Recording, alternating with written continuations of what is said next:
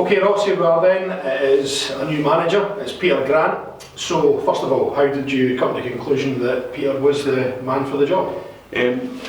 Obviously, first of all, what I would say is I was obviously, like everybody else, taken by surprise when Stevie handed in his resignation. And I think it's only right that I pay tribute to Stevie at the start here, because he did a fantastic job under really difficult circumstances with everything that he was faced with. His work ethic was unbelievable, so I've not had the opportunity on camera to thank Stevie and Jason for what they did. So I'd like to do that because it's well deserved. So following on from that, obviously, it took me by surprise. So we had to get on the front foot very, very quickly and start looking in terms of the candidates that were out there.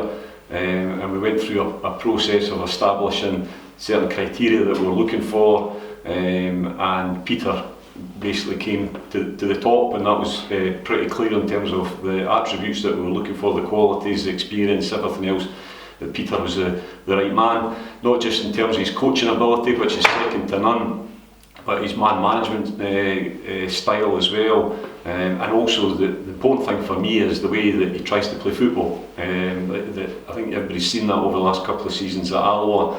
You speak to a lot of people in the Championship, they would acknowledge that Alloa was probably one of the most difficult opponents to play against, and what he managed to get out of the squad there was fantastic. I know ultimately last season it ended in relegation, but again, I think for the part-time teams competing in a full-time league last season with the challenges of COVID and everything else, it was a hurdle for them. So we did a lot of due diligence, spoke to a lot of people in the game, and just nothing but glowing references for Peter. So from that perspective, we're absolutely delighted that, having spoken to him, that he agreed to take the job, because there's a lot of jobs about at the moment within Scottish football, and Peter was attracting interest from a number of clubs. So that's, as I say, we got that secured over the last couple of days. Was absolutely delighted.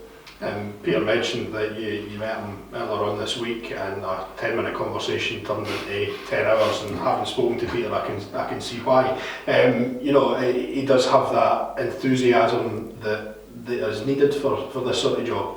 Yeah, I mean, Peter's got an aura about him. He's got a real charisma. He's somebody that people will want to play for. But he's got an infectious personality, enthusiasm, real passion for the game.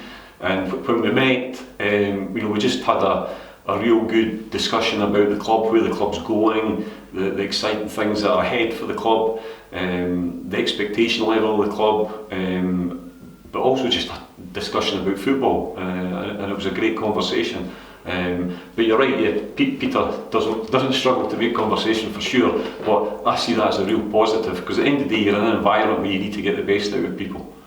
And how much involvement did Thomas have?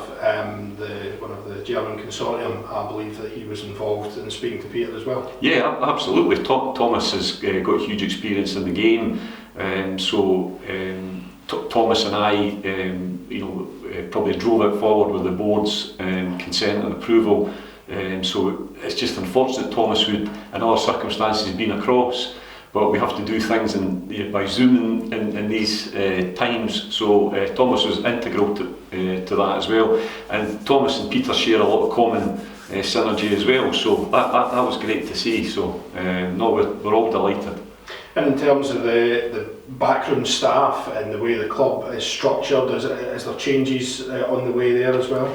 Yeah, I mean, we are going through a process at the moment of looking at a number of things in and around the club and infrastructure, not in terms of just the staff, but also in other aspects as well. So that's something that we're reviewing at the moment, and over the course of the coming week, I hope to make further announcements in terms of changes and strengthening that we're doing, because at the end of the day you've got to review all the time what you're doing, and if you think you can make improvements and push things forward, you've got to do that. You can never sit still.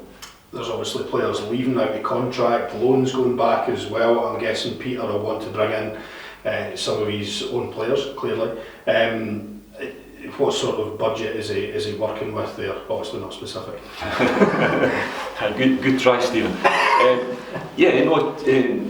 Peter and I have discussed the budget. You know, it's a good budget. He's happy with the budget, and as Peter's probably said to you, there's good players at the club already. We've just got to try and make that next step. You know, we got to the playoffs, but we need to push further. So no, there's a good foundation there, but obviously we want to add to it with the right types of players. And Stevie had identified a number of players that he thought could strengthen it. It's now Peter's decision in terms of whether he looks at the same players or he might have his own ideas. And as he's probably said already, is getting the right balance to the squad. That's important as well.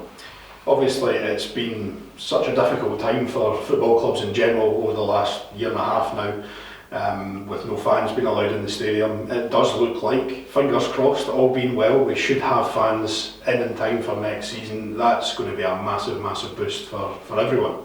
Yeah, no, absolutely. I mean, I think I've said on numerous occasions that last season was not football as I understand it. You know, you're sitting in a soulless stadium. It's like watching a bounce game, and I do think that had an impact on certain teams. And you know, there was no intensity in a lot of the games because it's a unique set of circumstances.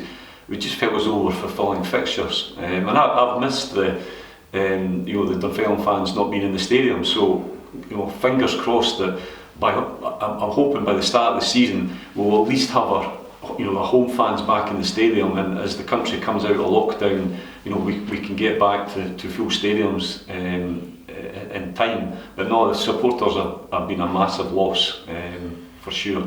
And finally, Ross, there was a sort of three-pronged attack on this because Stevie left unexpectedly. It's only a couple of weeks until pre-season starts. And thirdly, there's a lot of other jobs up for grabs in Scottish football, as you've touched on. So is that why you've acted so quickly? Well, it's not about necessarily acting quickly. It's about ensuring that you get the right man. But the robust process that we went through in terms of identifying the candidates, I would say probably had nearly 80 applications, and I've responded personally to absolutely everybody who's applied out of courtesy. So there's a lot of interest in the job, and I'll be honest, Peter never applied. We approached Peter because we felt he was the right candidate in terms of what we're looking for. So it wasn't a question of moving quickly. We were conscious of where we are at this point in the season, because there's a lot of work goes in, as you know, at this time in the season. So it wasn't necessarily getting somebody in the door. That's not going to help us in the long run. It's making sure that we get the right candidate, and I believe all the qualities that Peter will bring to this job, that we've got the right person.